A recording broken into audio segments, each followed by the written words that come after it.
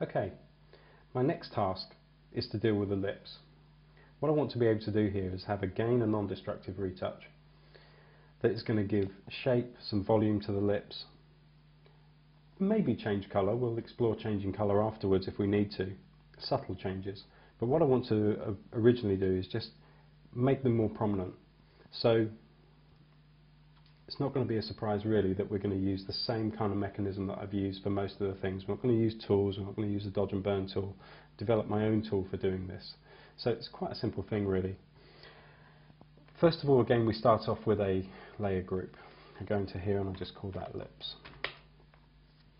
What we now do, select the background so I can look at the channels of what we're working on at the moment. I'm looking for a channel that has got the greatest difference or the greatest detail shift between the flesh tone. I want the flesh tone to be as light as I can get it, but with the lips to be the darkest. And when we use that criteria to go and look at the lips, we'll just zoom up here.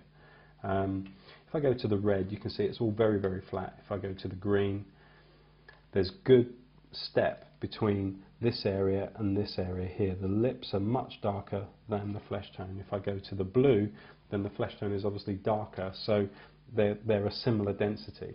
So that's not working for me. So I can't use a red, I can't use the blue, so clearly I'm going to use the green.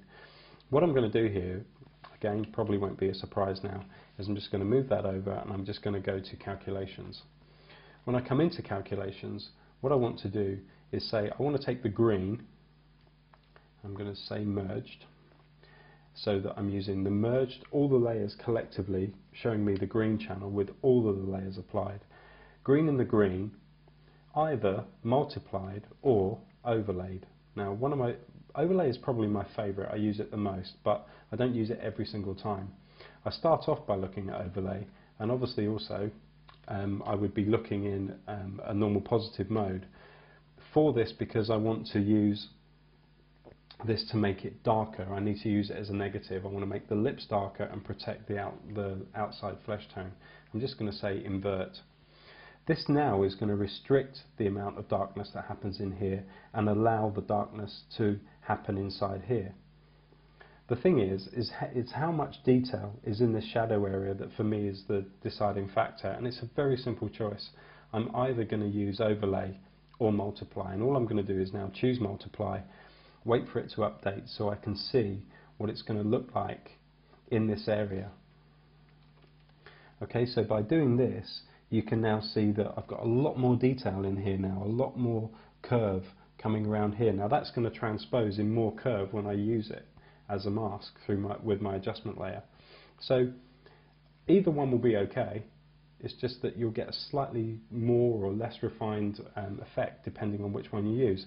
I want a more subtle effect in this case, so I'm going to use a mask that gives me more subtlety. So I just again choose selection here. So again, I'm just using a green and a green multiplied as an invert, as a negative, and just say OK.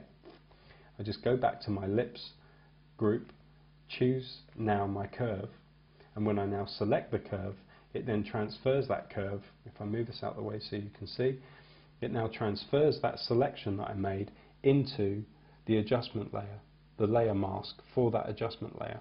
So when I move the curve, it's going to be going through that negative mask.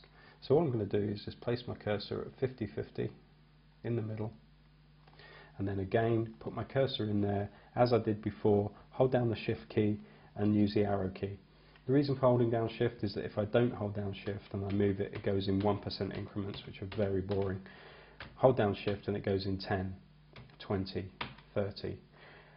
When I'm applying this, I always overcook it. I always make it a lot darker than I think I ever need it, and you'll see why in a moment. So I'm just going to say OK.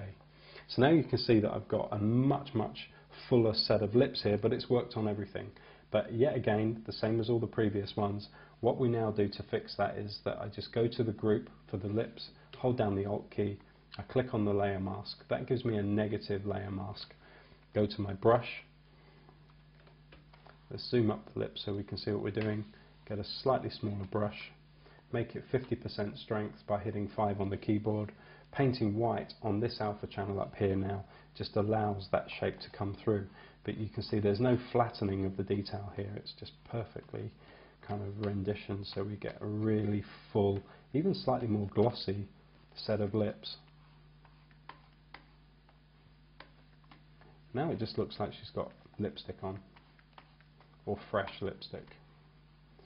But it's totally in keeping with the rest of the image. And even if I draw outside here on the flesh tone area, nothing happens because the mask underneath is masking that. Very slightly something happened, but only about 5%. So it means that I don't have to be accurate when I'm actually applying this, it's just a mechanism.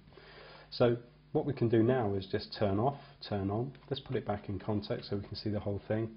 You can see that they're probably way too much for what I want here, but because we've constructed this with an alpha channel on an adjustment layer, I double click on here and I can then just go back to 80, take that back to 50 by holding down the shift key, and then just look at the lips and just say 10, 20, I'm quite happy with that at the moment. I can then turn it off, turn it on, and have a look at what we've done.